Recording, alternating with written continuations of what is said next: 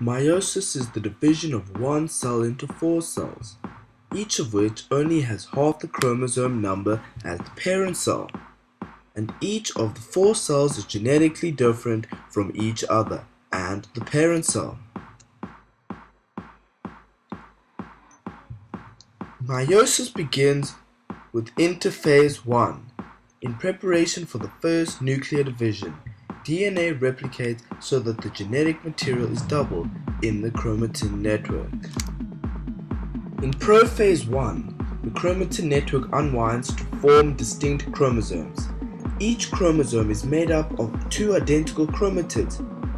The chromosomes come together in homologous pairs, i.e. 2 identical chromosomes, one maternal origin and one paternal origin called homologous come together.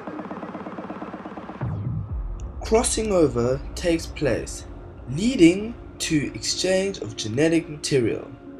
I shall explain what crossing over is now. Crossing over takes place in prophase 1 of meiosis. Homologous chromosomes come to lie close together. Each chromosome is made up of 2 chromatids held together by a centromere, so that the pair of homologous chromosomes has 4 chromatids. One chromatid of each chromosome crosses over or intertwines over one chromatid of its homologue. The points of crossing over are called chiasmata.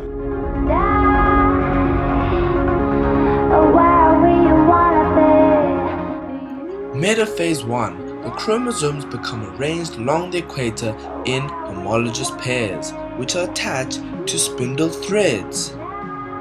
As you can see here, this is taking place. Anaphase 1. One member of a pair of homologous chromosomes is pulled to one pole and the other member is pulled to the other pole. In other words, whole chromosomes move towards opposite poles when the spindle threads contract. This is displayed by the arrows. The arrows are showing the direction of the movement of the chromosomes.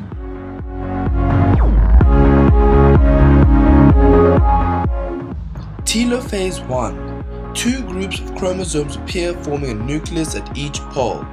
The cytoplasm divides to form 2 new cells. Thus, we have a nucleus in each cell within which there is half the number of chromosomes as the original. The 2 new cells, A and B, are also genetically different because of crossing over. This is a very important part of your understanding and ends meiosis 1. As you may now observe, we now are beginning prophase 2. So, we have 2 chromatids in cell A, a centromere which form a chromosome. We also have spindle fiber, nucleolus disappearing, and nuclear membrane begins to disappear. Metaphase 2 is another vital part as the chromosomes become arranged along the equator singly attached to spindle threads. Anaphase 2. The chromosomes split up and 2 chromatids making up each chromosome are pulled towards opposite poles. This is once again displayed by arrows. Each chromatid is really a single-stranded chromosome since DNA replication took place in interphase 1.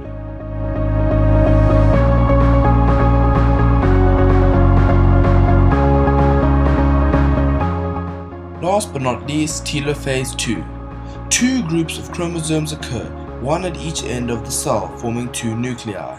The cytoplasm divides to form 2 new cells.